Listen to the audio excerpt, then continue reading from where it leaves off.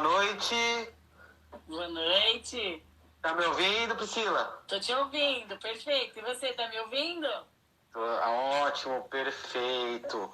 Tá me vendo Só ajeitar também, assim, perfeito? Porque eu não tenho experiência com isso não, viu? Tá sim, a minha que tava um pouquinho baixa, tô aumentando aqui, perfeito. Tá dando pra ver? Se alguma Tá coisa ótimo. cair aqui é o efeito EAD. Tá falhando. Tá. Ok.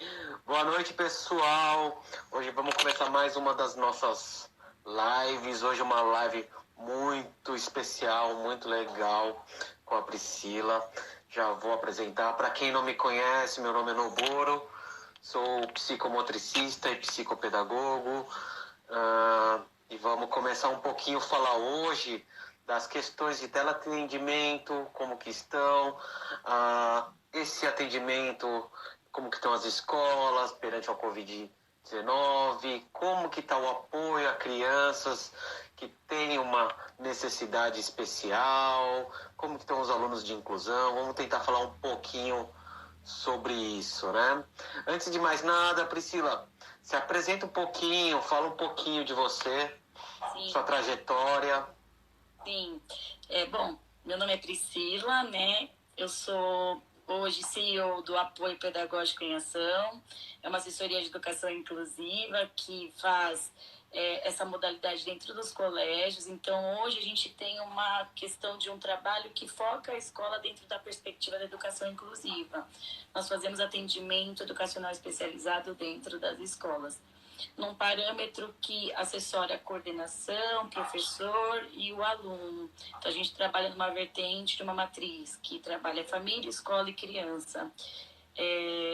O apoio pedagógico já tem acho que uns 8 anos.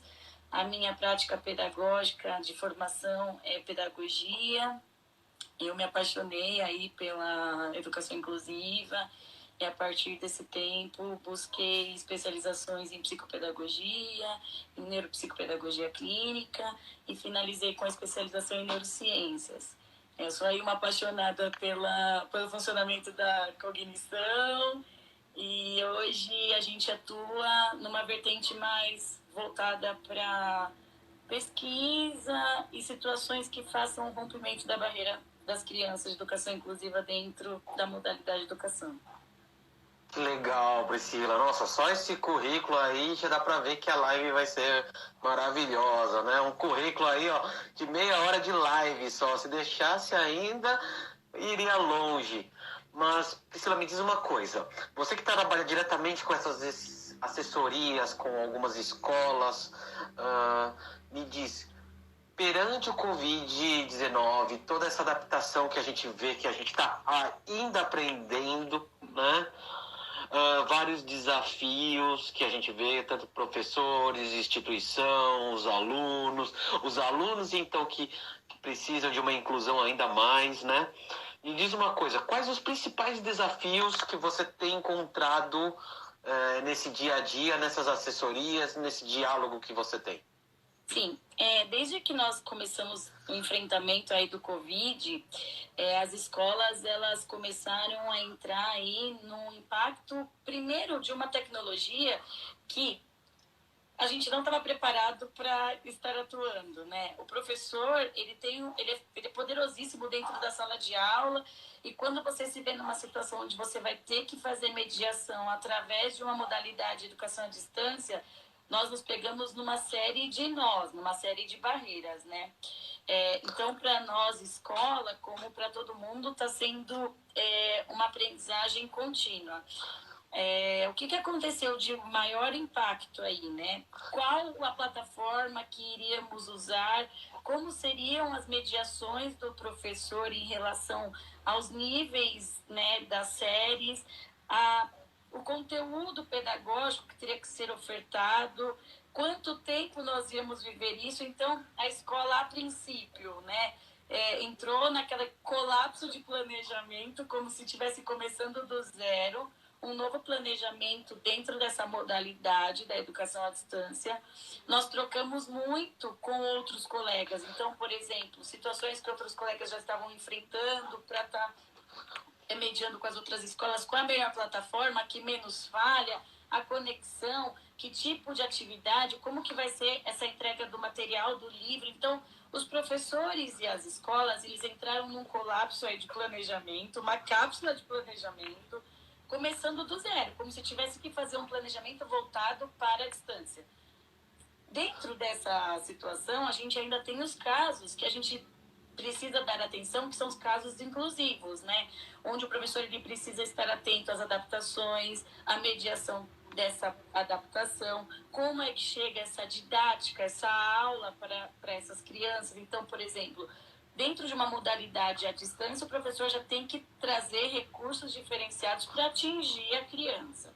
Pensando na perspectiva da educação inclusiva, qual o planejamento educacional inclusivo que nós iríamos fazer para estar também contemplando a todos da sala, né?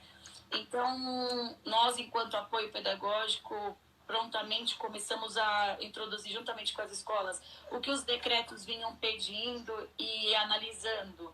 O que os decretos pediam na modalidade de educação inclusiva? Então, quando saiu a liberação da modalidade EAD, no decreto, eles pediam para que a modalidade de educação inclusiva seguisse o formato de atendimento educacional especializado. Dentro do formato de atendimento educacional especializado, está previsto a adequação curricular. Então, o que as escolas, né, já têm que ter de bate-pronto? A adequação curricular daquele conteúdo para a criança. Seguindo a modalidade que foi decretada, porque uma vez que a gente trabalha com a perspectiva do decreto de adequação curricular em AEE, as escolas têm que estar preparadas para essa adequação, o professor tem que estar preparado para isso. Eu vou aqui só contar um pouquinho que foi muito difícil, porque como é algo novo, tudo é testado. Então, assim, a gente tem a situação de fazer reuniões. Nós ficamos em planejamento muitas horas, pensando de que forma que a gente atinge todos os alunos da sala. Para nós está sendo algo muito novo, mas que eu tenho observado que a cada semana vem evoluindo, porque está existindo uma situação de empatia entre as escolas, os profissionais. Então, os professores estão fazendo grupos de SOS, trocando as melhores didáticas. A gente tem aí muita coisa boa que está sendo compartilhada e eu acho que isso está auxiliando bastante. Lembrando que a modalidade EAD, ela não substitui a situação presencial, mas pensando numa questão de rotina, nessa questão paliativa do ensino, tem sido para nós um mecanismo de vínculo direto com a criança na questão do ensino-aprendizagem. Perfeito. Eu vejo que realmente esses são grandes desafios, né? Porque, vamos dizer, essas plataformas que hoje a gente está fazendo reunião, teleatendimento, inclusive ajudando nas questões online com os alunos típicos e atípicos, a gente observa que elas, às vezes, eram plataformas de reunião de empresas, não preparado para a educação, né? Sim. E os professores estão tendo que aprender a usar essas ferramentas, adaptar essas ferramentas, né? Interagir com a criança pequena. Os pais estão tendo que aprender, que também é um grande desafio. Muito. E a criança pequena também, né? Porque uma coisa é uma criança de 5 anos, outro de 10, outro o adolescente lá com 16, 17 anos na instituição.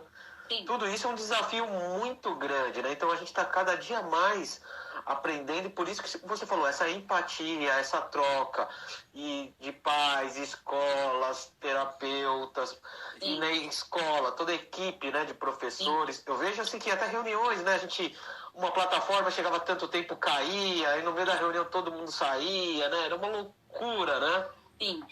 Aí eu queria saber, Priscila, você vendo nessa realidade, a gente dispõe de ferramentas, como que você está trabalhando essas questões de ferramentas e indicando aos professores e escolas, como que está hoje esse suporte?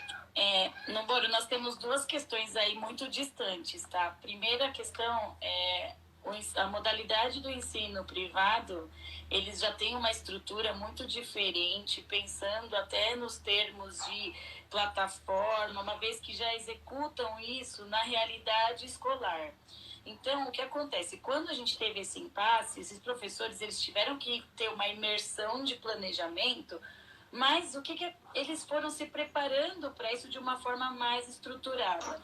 Então, nós temos um cenário na escola privada e um cenário na escola pública. Como nós do apoio atendemos todos os níveis de ensino da educação infantil ao ensino médio, de alunos que estudam em escola privada e escola pública, nós estamos tendo contato com os dois cenários. O cenário da escola pública está bem caótico, porque os professores, muitos, não têm os recursos para estar ofertando para os alunos a aula. Tem professor que não tem computador, ele só tem um celular. Então, imagina para esse professor estar se adequando a essa situação. Os materiais também estão bastante ainda desorganizados, então está um processo que necessita ainda de mais mediação. A parte da escola privada, a gente vem alinhando de que forma, né? As escolas, normalmente, eles já fazem a questão do currículo adaptado. Então, os professores, eles estão se organizando em massa para estar buscando recursos didáticos de forma muito instruída para compactar uma aula que acesse o aluno enviando os materiais. O que a gente vem sentindo maior dificuldade aí na questão da execução das atividades, porque o que acontece? O pai, ele é pai, ele não é professor. Ele não é um especialista no aluno, ele é um especialista do filho dele. Então, às vezes, a gente projeta uma aula pensando no nosso aluno, só que lá na realidade da casa, o pai tem 4 filhos. Então, Perfeito. É uma situação que todo mundo está tendo que se adequar e pensar nas melhores formas e estratégias para estar fazendo a mediação.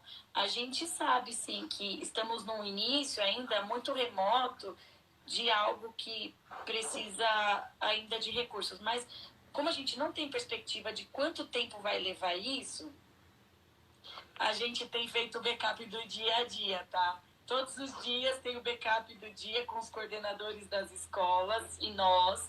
Então, a gente vai compactando as ideias e ajudando os coordenadores que são a linha de frente desses professores. E a gente tem feito muita reunião com o professor, com os grupos de professores, juntos, porque uma dúvida de um professor, ela sana a dúvida do grupo. Então, a gente tem trabalhado muito em equipe para estar encontrando aí soluções mais imediatas para essa questão que a gente está vivendo. Perfeito, eu vejo isso, até por ser professor da escola pública e ver as questões também, assessorias de escola privada. A escola privada naturalmente tem seus desafios, que são grandes, mas tem plataformas que facilitam o trabalho do professor, até em compartilhar, saber presença. Os alunos, a maioria tem o acesso à internet, na escola pública nem sempre tem, aí você não pode utilizar certos recursos, gera outros problemas, né? Outros professores que não estavam acostumados. Eu falo que essa época até bom, a gente está se adaptando, mas a gente tem que fazer uma transição. A escola era muito voltada a papel, né? E pensar em novas estratégias de aprendizagem saindo daquele comum do papel, né? Isso é um desafio que tem. Mas, além disso que você está falando, esse apoio à coordenação. Porque eu vejo que a coordenação das escolas, e inclusive toda a equipe gestora, eles têm hoje 2 frentes, principalmente, né? Como atender esses conteúdos, o plano pedagógico, mas também em acolher esses pais, né? Que também demandam uma grande tempo dessa coordenação, né? Por isso que eu sempre digo que quem é coordenador, e deve ter coordenador aqui assistindo, coordenador é bombeiro, corre o dia inteiro apagando incêndio, conversando com o pai, isso também. Mas também precisa dessa olhar, essa assessoria nessa questão pedagógica, né? A gente vai falar dessa questão pedagógica para os alunos que regular e nas adaptações ainda, é o que eu falo, se a adaptação, né, de aluno já é uma coisa que a gente fala assim, que é um bicho de 7 cabeças, a gente estando fora de quarentena, imagina na quarentena como que deve estar isso, né? Exatamente. Então me fala um pouquinho desse desafio mais global da escola, nessa instituição, perante esses desafios, Pri. Normalmente aí, nessa imersão que foi feita entre as equipes, esse planejamento, as escolas vêm pensando de que forma se adequar às necessidades individuais das famílias. Então, os professores, eles entenderam qual seria a melhor forma de mediar a teleaula e como seria feito a questão de acolhimento aos pais. Então, as escolas que nós prestamos assessorias e algumas escolas que a gente vem conversando também, a escola tem ligado para os pais individualmente para perguntar como é que está sendo feita essa mediação, como é que está sendo feito em casa, de que forma fica mais adequado para a família. Na contrapartida, a gente escuta das famílias que as escolas mandam as coisas muito em cima da hora. E aí os pais não conseguem tempo para se programar. A gente entende que o fluxo da escola é gigantesco, mas precisa haver uma via de mão dupla. A escola vai ter que se planejar para entregar uma antecipação para um pai que não é especialista em educação e ele precisa de um tempo para entender esse conteúdo, ele precisa de um tempo para inserir, né, essa modalidade dentro da casa dele, e a escola precisa também receber do pai essas dúvidas, porque na verdade são as dúvidas dos pais que fazem nós melhorarmos a qualidade dessa transmissão que é nova. Uma coisa eu preciso dizer para você, Noboro, os professores, eles estão sendo, assim, magníficos. Eu tenho ido até a casa de alguns pacientes paramentada, justamente para entender como é que fica a mediação da escola com a criança, nos casos que nós atendemos. Então, eu tenho ido em horários de aula para acompanhar a criança e entender como melhorar a adequação da relação, né, com o professor nessa modalidade EAD. E a partir dessa vivência, a gente começa a entender uma série de aspectos que podem ser modelados e melhorados. A mesma questão, o pai, ele precisa ser ouvido nesse momento, porque existe um terreno inacessível, né? Os conteúdos são muito difíceis, o pai não conhece aquele conteúdo. Nós que somos especialistas, me diga, Noboro, tem conteúdos da apostila que você olha, eu não sou especialista de matemática. Eu troco aí, eu tô vendo aqui o Nari que tá online, né? Ele é um profissional do Piaget que eu adoro, a gente troca muita informação.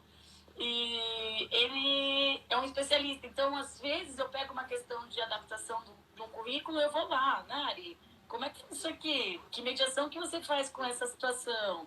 E os professores, eles têm montado uma sala de aula dentro de casa.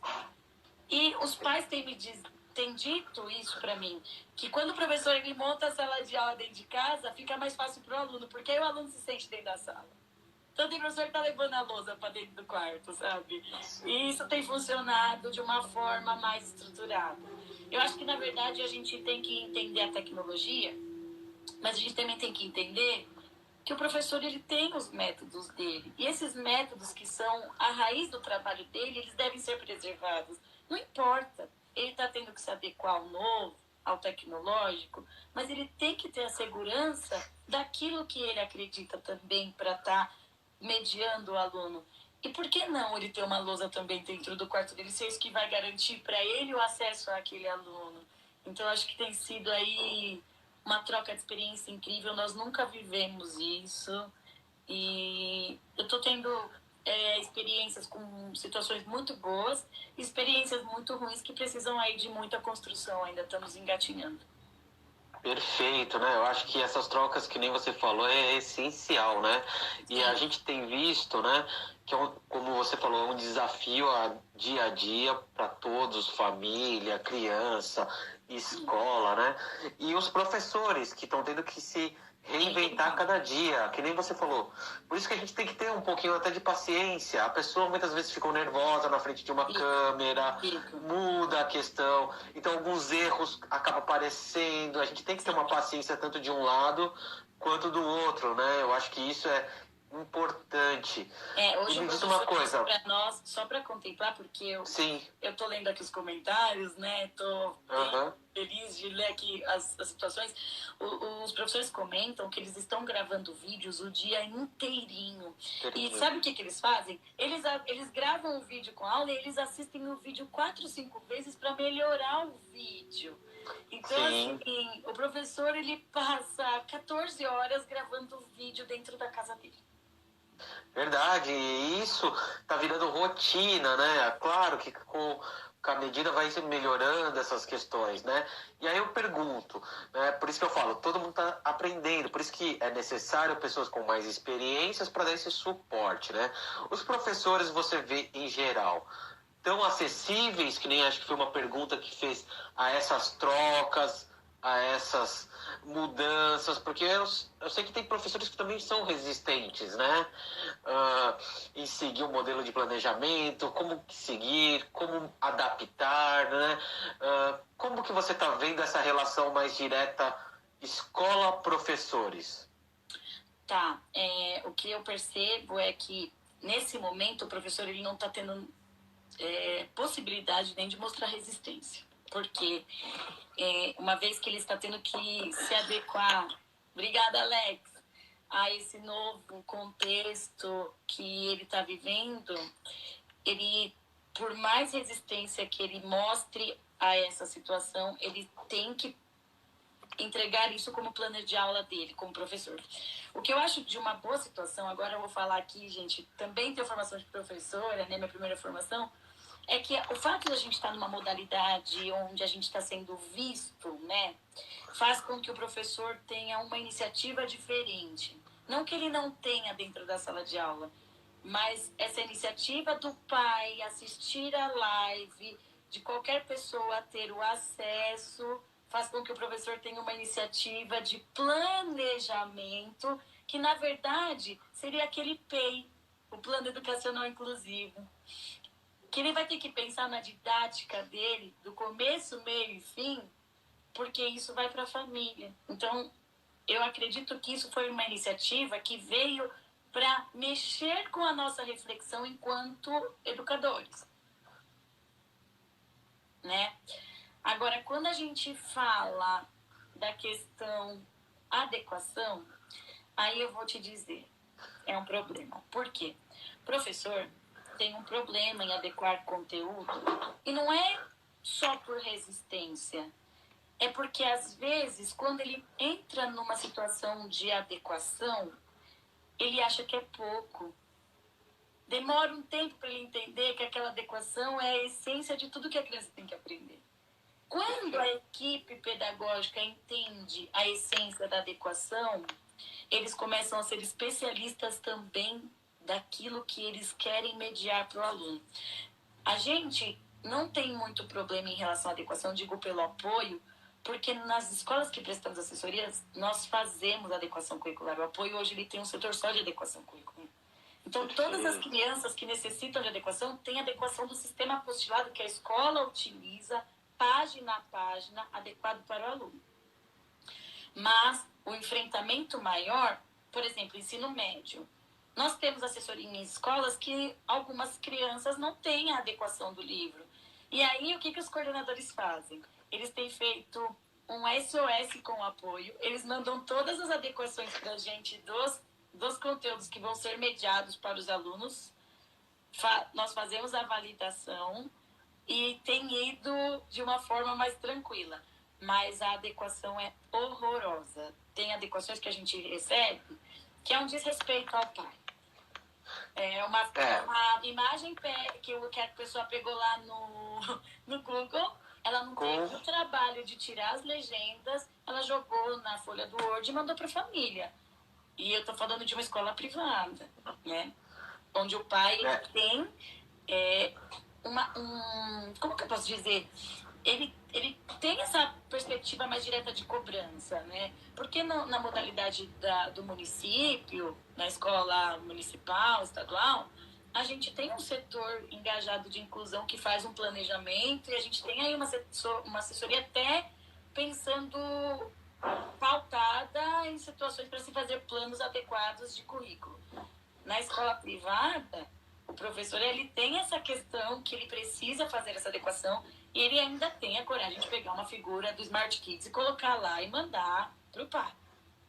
Perfeito. Acho que você entrou num assunto muito importante, Priscila. Por quê? Se a gente pensar na inclusão, nas adequações, tanto na escola pública e particular, já é um grande desafio no Brasil inteiro. Já é um grande nó, sem tendo todas essas questões de coronavírus, sendo presencial já é muito difícil, né? A gente sabe que alguns municípios, sim, têm uma equipe bem preparada, mas muitas vezes o professor não é tão bem capacitado. E a gente, na particular, a gente vê que muitas vezes piora essa situação, né? Porque nem sempre tem aquele olhar para a inclusão, a capacitação dos professores para isso. E eu sempre repito que inclusão sem capacitação é maldade com o professor e com a criança. Né? Os dois sofrem, né?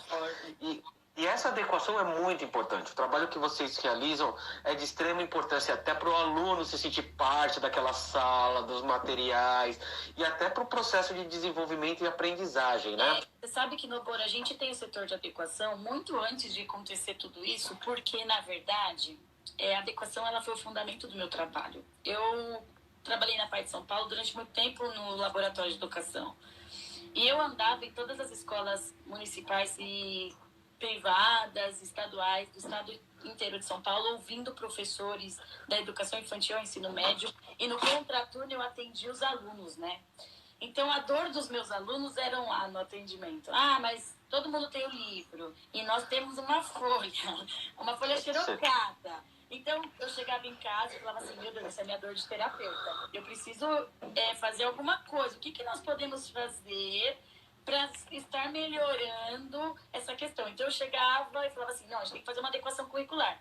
Mas não uma simples adequação curricular, porque para eu fazer uma adequação curricular onde o aluno tenha um material diferente do outro, eu não estou fazendo inclusão, estou segregando, não estou dando para ele a possibilidade de ele ser parte integrante daquela sala. E aí eu digo que a adequação curricular é desde a cor do aspiral da apostila, que tem que ser igual de todo mundo. E a atividade tem que ser perfeita para esse aluno.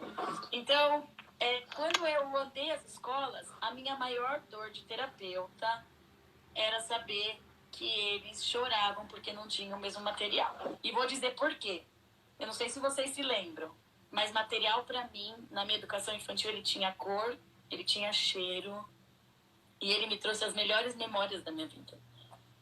Então, quando a gente pensa que uma criança não tem acesso ao material, você vai se lembrar que ela só sabe pensar que ela tem como direito uma folha xerocada.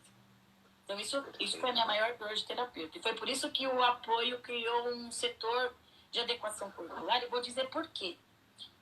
O professor ele tem que saber fazer adequação curricular. Ele tem que saber. Só que é humanamente impossível, Noboro, você sentar no seu computador e fazer 240 páginas de uma adequação curricular para um aluno. A adequação ela tem que ser personalizada. Sim. Então, por que não ofertar para o professor uma ferramenta que vai facilitar 70% da mediação dele? Não sou eu que vou criar esse material. O professor ele preenche um formulário me dizendo como aquela criança funciona. E aí o setor vai adequando o material na necessidade do aluno. E isso vai passando por transformações. Por que isso hoje é um problema? Porque ainda é inacessível a questão de um professor sentar no computador e fazer a adequação de 240 páginas para um aluno, sendo que ele tem 3, 4 casos de inclusão dentro da sala. Perfeito. Essa adequação é incrível. E é o que eu falo assim, ou a criança fica muitas vezes sem o material, isso é um sofrimento, ou pior, faz o pai gastar uma grana, que a gente sabe que o material não é caro, que acaba não sendo utilizado pela criança, não tem função. Folha em branco, né? Do começo ao fim. Folha em branco. Um desrespeito. E muita gente vê também adequações inadequadas, né? Para as características daquela criança, para as habilidades dessa criança, né? Sim. E aí eu te falo com outro problema que a gente está tendo agora, né? Muitos desses professores estavam recebendo as crianças em março, ainda fazendo as sondagens, caracterização, descobrindo as habilidades, né? E tá tendo que montar todo o planejamento, muitas vezes, sem saber exatamente como é aquele aluno, né? Exatamente. Muitos professores não têm essa noção ainda de como que é o aluno, o que eu vou adaptar. Por isso que essas trocas, esse apoio, saber também fazer o mínimo de uma triagem por teleatendimento é muito importante, né? Eu vou falar uma coisa para você, Noboro. Eu tenho falado para os meus professores e para a minha equipe do apoio, né? Porque com essa situação que a gente teve que se reinventar, nós tivemos que entender como o aluno funciona. Então, eu vou dar 2 exemplos aqui para vocês. Quando eu penso na minha aula, eu tenho que pensar na minha didática. E eu tenho que pensar na minha didática para todos os alunos da minha sala. E eu tenho que entender que todo mundo aprende de uma forma diferente. Então, eu tenho que mexer na minha didática. Esse é o ponto X, para começo de conversa, né? Dessa parte. Sim. Porque eu tenho que entender que eu vou ter que dar acesso para todos os alunos. Então, a didática do professor é 100% do carro. Perfeito. E o restante a gente vai ajustando. Isso é uma coisa. Quando a gente montou o teleatendimento para os nossos pacientes, nós tivemos 100% de adesão. Por quê? Primeiro porque o pai falava, não vai dar certo. Aí nós falávamos assim para o pai, tudo bem, mas a gente pode fazer uma tentativa? Então nós vamos montar um atendimento e vamos fazer uma tentativa. Antes da minha equipe começar a produzir o material, eu testei da pior forma com os meus pacientes. Então o que eu fiz? Eu tinha uma folha de sulfite, um canetão e WhatsApp. Eu ligava para a família, e eu tenho pai aqui que vai falar que eu fiz isso. E eu fiz a testagem do atendimento da pior forma, sem recurso. Porque eu queria entender se o recurso de outras ferramentas ia trazer pra gente uma solução. Perfeito. Então eu testei da pior forma com os meus pacientes na primeira semana para ver como que isso rodava. E depois nós montamos os telemonitoramentos pelas faixas etárias. Como a gente atende crianças de todas as séries, com dificuldades específicas, nós montamos apresentações com atividades pedagógicas com ações. Então, nós pegávamos o PowerPoint e fazíamos toda a sequência do atendimento, onde a ação da criança ela tinha intervenção direta. É claro, Perfeito. o atendimento está muito diferente da escola, porque o atendimento profissional, ele não faz uma aula gravada. Ele vai atender a criança tete a tete, né? Na via modalidade AD, mas ele vai fazer intervenção com o pai. O pai, ele tem uma figura de sombra e o terapeuta, ele vai dando toda a via de acesso e compondo as aulas.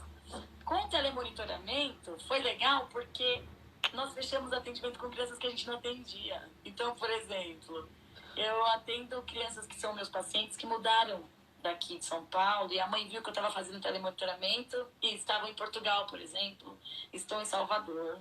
E aí a gente retomou. O que eu percebi? Que funciona. Claro, não é como estar no presencial, mas existe a possibilidade do profissional se reinventar para levar recursos para a criança dentro das dificuldades. E a gente tem feito uma situação muito legal, que é o pós. A gente teve o planejamento do telemonitoramento, dá muito trabalho fazer o telemonitoramento. Agradeço aí a Laíra, que é a nossa profissional que está montando do apoio. Não é muito difícil fazer. E depois a gente faz o pós. Nós temos perguntado para os pais como é que está essa mediação, o que eles vêm achando da mediação. Então, eu vou falar para os profissionais da área técnica agora, viu, profissionais? Continue fazendo os telemonitoramentos de vocês. Sabe por quê? Porque esse telemonitoramento à distância está fazendo toda a diferença na teleaula da criança. Por quê? Os profissionais da área técnica começaram a fazer telemonitoramento com as crianças, telesaúde. As crianças começaram a ter contato com essa questão do celular. E hoje os professores estão enfrentando menos problema com as crianças, porque eles já estavam recebendo antecipações de um atendimento na modalidade à distância com o terapeuta. Perfeito. Então, tem funcionado. Mas, uma dica, o telemonitoramento ele tem que ser pensado para o aluno. Então, é todo mundo que pode fazer telemonitoramento? Não. Não é todo mundo que pode fazer telemonitoramento, porque não serve para todo mundo. Tem crianças que você tem que criar um material, mandar para a família, fazer uma ligação com a família e uma supervisão de como mediar esse material. A mesma coisa o professor. Vai ter situações que ele vai ter que ligar para a família num plantão direto e dizer o quanto é importante aquela mediação correta, da forma que tem que ser feita. Lógico, o pai não é professor, mas precisa de um passo a passo, uma receita de bolo. Perfeito.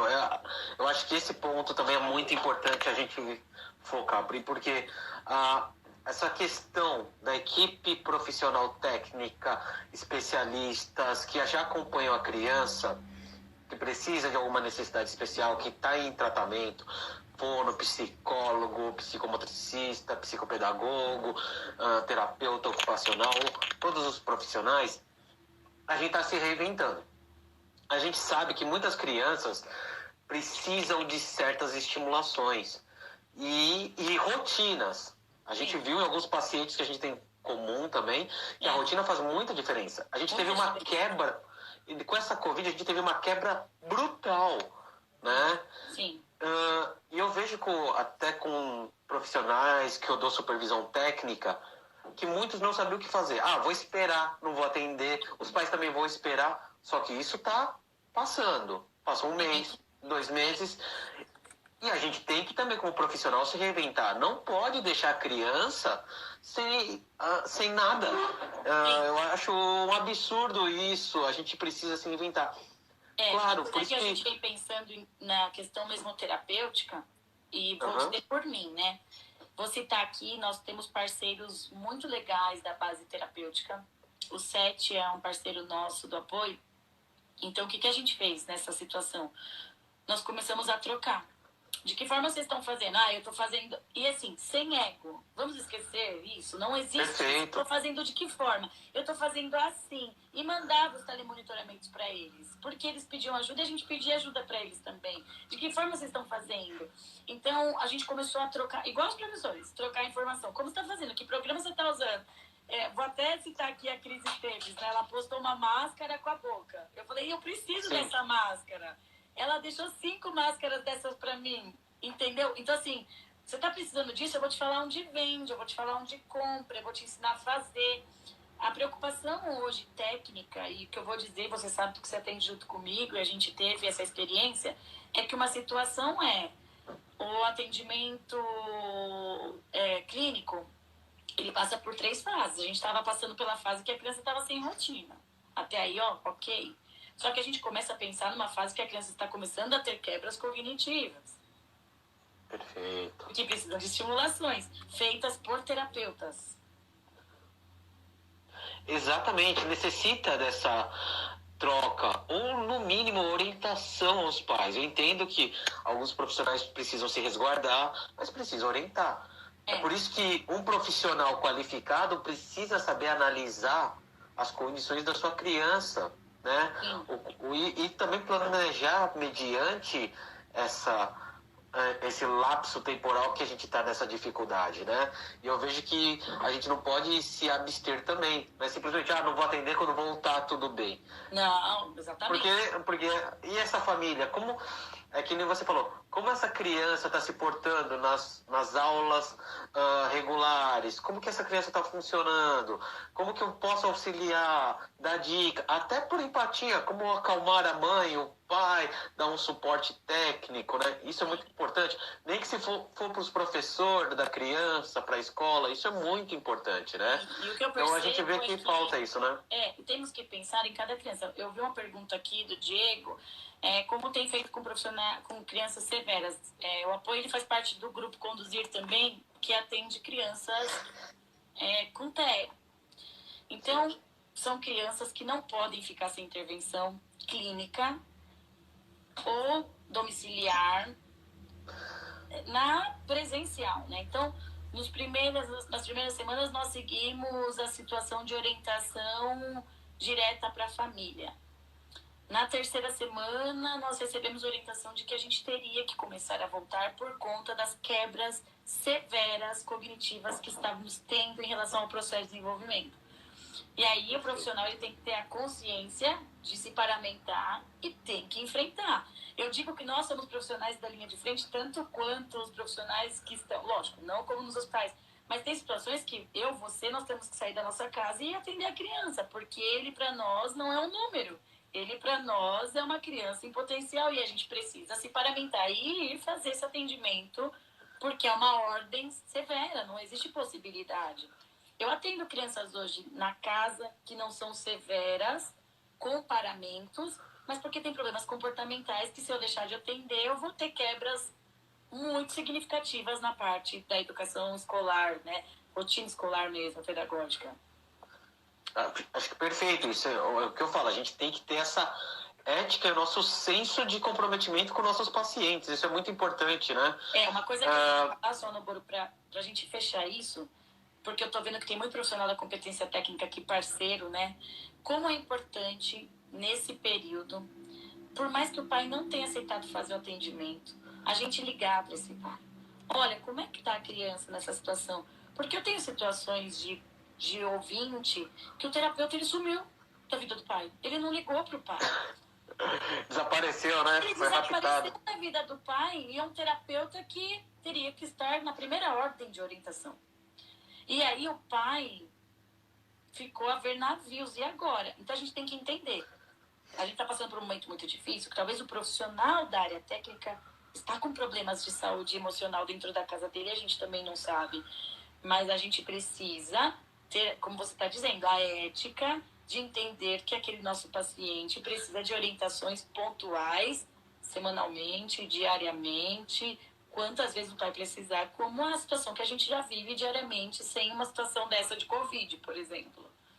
Perfeito. E se a gente, numa equipe interdisciplinar, analisar, não estando na presença da escola, a gente consegue até analisar, mudar os objetivos e até potencializar ganhos que numa rotina a gente não conseguiria, né, de escolar, de muitas terapias, que a criança consegue. Então a gente tem visto também pacientes evoluindo nessa quarentena em vários aspectos, né? Sim. Por isso que eu falo que a gente tem que se reinventar, entender, compartilhar, que nem você falou, que é muito importante. Eu vi que estão perguntando, pessoas que estão chegando agora, essa live vai ficar gravada aqui no Instagram, geralmente por 24 horas, você vai acompanhando, que é muito importante, né? Eu vi que tem uma professora que trabalha com sala de recurso, eu imagino a dificuldade que está sendo... e eu vejo como que está sendo, né, difícil nesse momento, né? Sim. Você dá suporte a seus alunos numa sala de recurso, se reinventar também.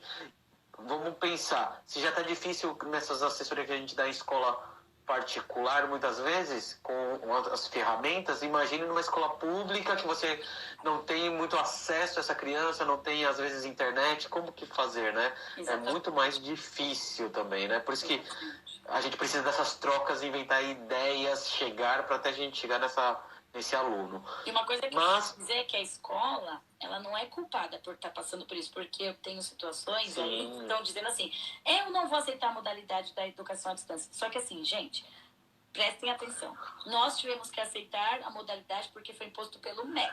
Uma vez imposto pelo MEC, nós temos que nos adequar. Aí o pai fala, eu não vou fazer aula online.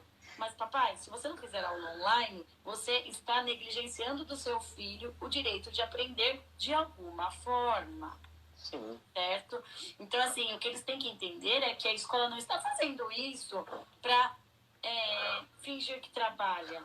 Nós fomos impostos a ter que entrar numa modalidade pela situação que estamos vivendo, e o professor, ele está se desdobrando. Eu não estou falando de um professor, eu estou falando de todos que a gente atende. Sim. Eles estão se desdobrando, é um esforço tenebroso. Porque eu tenho professores que estão em depressão de saber que as crianças estão quebrando em desenvolvimento de aprendizagem. Perfeito. Então é uma situação que a gente está enfrentando duplamente, né? É a situação da escola e a situação da família. Ô, Flávia, depois, se você quiser, nós deixamos o nosso e-mail, você pode nos escrever, porque eu acho que esse momento é o momento da gente se unir. Coloque todas as suas dúvidas e a gente pode te dar sugestão de como a gente está fazendo. Legal, perfeito, legal, Priscila.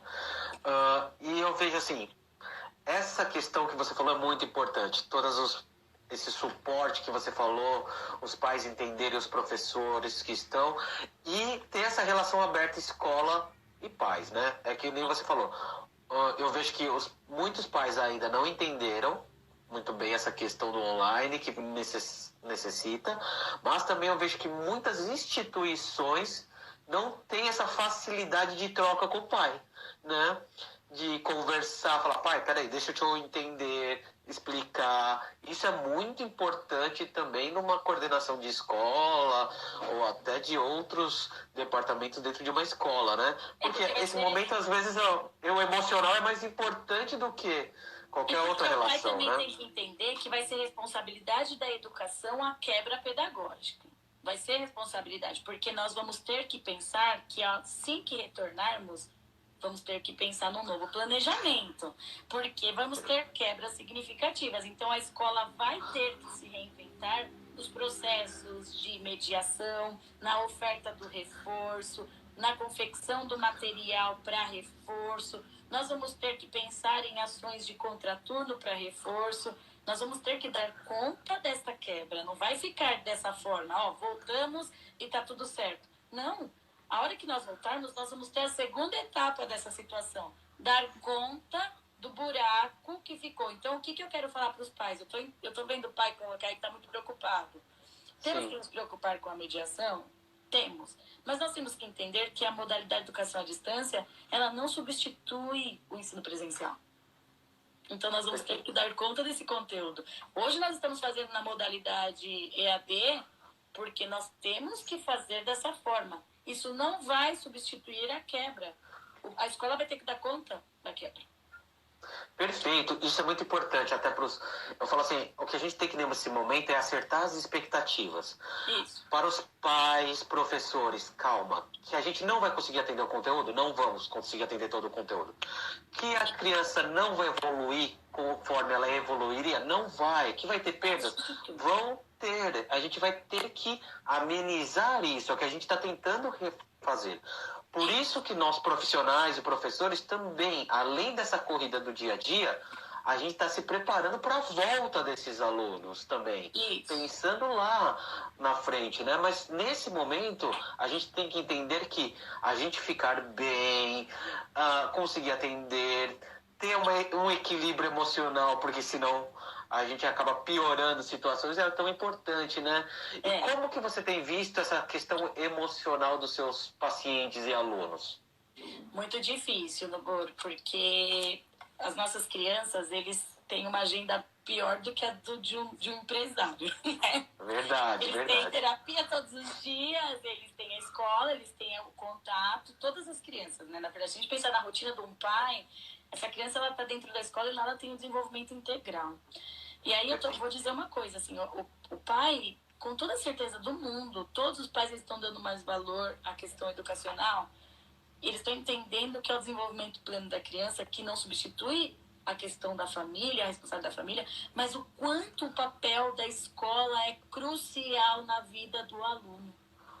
Então, como que está sendo difícil para as crianças o emocional? Eles querem abraçar os colegas, eles têm saudade de conversar. E aí o pai reclama que a escola está gravando aula. Gente, vocês sabem por que a escola está tendo que gravar aula? Porque quando o professor ele tenta entrar na classe, os alunos eles estão com tanta sede de conversar, de se ver, que eles começam a conversar no chat. Começa aquela troca como se fosse a sala de aula mesmo, né? E o professor não consegue dar aula. E é porque eles querem contar o que está acontecendo na casa, que eles machucaram o dedo. Tem aluno que está fazendo coisas desrespeitosas no online, fica muito difícil. Então, o emocional das crianças está bem quebrado. Eles não estão preparados para ficar confinados dentro de uma casa. sem nenhuma estimulação, crianças que estavam acostumadas a ir em parques, a ter uma rotina terapêutica, uma rotina integral na escola, onde eles tinham toda a oferta de A a Z da questão aí, ampliação e desenvolvimento, e agora dentro de uma sala com uma TV ligada. E é isso que eu tenho para hoje. Então, eu acho que, na verdade, a gente também tem que entender que o momento da teleaula, ele é algo que, para a criança, é o momento dele. Sim. É um momento mediado para ele.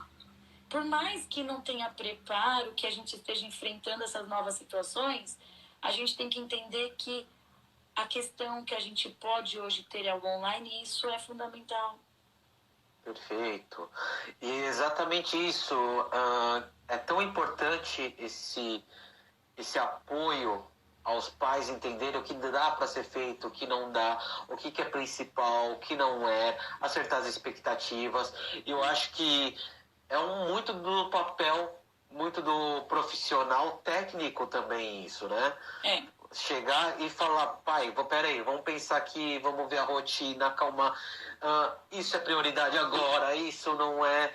Isso. A gente precisa dessas trocas, conversar, acalmar, porque senão a gente, é o que eu falo, os pais vão ficando com mais expectativa, com maior ansiedade, a criança também acaba ficando, os professores do outro lado, eu tenho e terapeutas de também. Crianças que estão chorando, crianças de inclusão, tá, gente? Que não conseguem expressar a tristeza de estar confinado e choram. Sim. Então, eu tenho um caso de uma criança com uma terapeuta nossa que encontraram-se na rua de máscara, no mercado. E a criança foi querer abraçar o terapeuta e a terapeuta explicou, né? E a criança ficou parada, tentando pensar, entendendo. E a mãe conta que ele chegou em casa e ele chorou por 1 hora seguida. De não entender o porquê que ele não pôde ter contato afetivo com aquele terapeuta que tanto ama. Então, assim, olha que difícil. O que eu quero dizer para os pais, às vezes a nossa rotina dentro de casa tá uma loucura. Mas sejam ouvintes dos filhos de vocês, porque eles também precisam falar o que eles estão sentindo. É importante vocês entenderem o momento do filho de vocês serem mediadores do processo e, nesse momento, ter cautela mesmo com essa questão de troca, porque a criança está precisando emocionalmente de colo. Perfeito, muito bem. É isso mesmo, tanto que fiz uma live essa semana com uma pediatra e eu perguntei, o número de casos respiratórios de Covid tem aumentado nas UBSs? Ela falou, não, o que tem aumentado é acidente doméstico. As crianças estão caindo mais, trombando mais. Isso tem aumentado muito mais do que a questão de Covid e os casos. Porque as crianças estão em casa, se a gente pegar crianças de inclusão, muitas vezes com toda essa energia, sem saber trabalhar, e acaba não sabendo como extravasar, e pode ocorrer essas questões. Sim. Mas, Priscila, passou muito rápido, já está acabando. Viu? Nem percebi o tempo. Nossa, precisamos marcar outra para falar de técnicas, como que a gente faz triagem, adaptação. E eu queria agora que você fizesse suas considerações finais, falasse um pouquinho do apoio, dos projetos, do que você anda fazendo por aí. E muito obrigado, Priscila, pelo convite, tá? Eu te insisti bastante para você participar. Eu não gosto de falar em público, não vou mentir para você não vou, eu fico nervosa com essa situação. Mas o que eu acho? O apoio hoje, ele é uma assessoria de educação inclusiva que pode ofertar apoio para qualquer tipo de pessoa. Então, se vocês precisam de orientação, de uma sugestão, manda inbox para nós não vamos hesitar em estar respondendo vocês o que vocês precisarem. As escolas que necessitarem de orientação, a gente também está aberto, tem escolas procurando a gente nesse momento para fazer orientação. De forma triunfal, eu agradeço a todos os meus parceiros, SEAC, o Piaget, a Nova Geração, o Colégio CCP, o Colégio Saint-Germain. A gente tem aí parceiros muito fiéis e que estão cumprindo de forma brilhante a questão do planejamento. Agradeço o Sete, o Nari. Eu tô vendo um monte de parceiro meu entrar aí na tela. Agradeço a todos vocês de estarem junto com a gente nesse momento. O que eu quero dizer hoje, Noboro, que o apoio ele está aberto para auxiliar qualquer pessoa que necessitar de uma sugestão, de um material, de uma situação que funciona para um caso, a gente sabe, a gente já passa para o outro. E eu acho que a gente tem que entender que a gente precisa ampliar a rede. Vamos ampliar a rede, vamos mostrar para as pessoas que têm situações que funcionam, que são situações valiosas, que não custa a gente falar para o nosso colega terapeuta como fazer, de que forma fazer, para o professor, para a escola. E você fica à vontade aí para estar passando o nosso e-mail para quem precisar.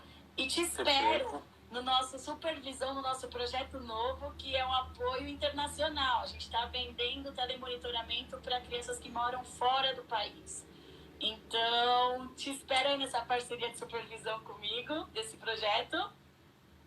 Perfeito. Eu que agradeço o convite. Agora também vou estar nessa parceria com o apoio, né? E principalmente na supervisão técnica de teleatendimentos fora do país. Né? Isso. Então, em outros países, Portugal, Estados Unidos, outros países da Europa, a gente já vai estar nessa parceria. Agradecer os amigos de Portugal, que eu tenho vários amigos lá. Agradeço de outros a Marta, países. terapeuta da fala, que está lá em Portugal, entrou aqui na live. E o Noboro está na supervisão do nosso time pedagógico à distância, que vai ofertar telemonitoramento fora do país. Que a gente já está fazendo isso, eu comecei testando, está funcionando e o Noboro vai assumir aí essa parceria junto conosco. Legal. Obrigado por aceitar, Noboro. Obrigado mais uma vez, tá? E estamos à disposição. Uma boa noite, pessoal. Essa live geralmente fica gravada 24 horas aqui no Instagram, pessoal. Thiago, um beijo pra você. Um beijo, Thiago foi meu paciente também, olha. Paulinha, psicopedagoga, Xalagão, sou sua fã, Dé, meu irmão, tenho a família, tá todo mundo aí, os pais dos meus pacientes, Aline, todo mundo que a gente atende em conjunto, as terapeutas amigas, o Sete, que é o nosso parceiro, Ju, você é meu tesouro, a mãe do Caio, maravilhoso, Gigi, Elô, as meninas do apoio, equipe maravilhosa, Débora, obrigada pela participação, Will, Nari, Hugo, obrigada aí, pessoal, por ter participado, foi muito legal, nem doeu, viu, Alex,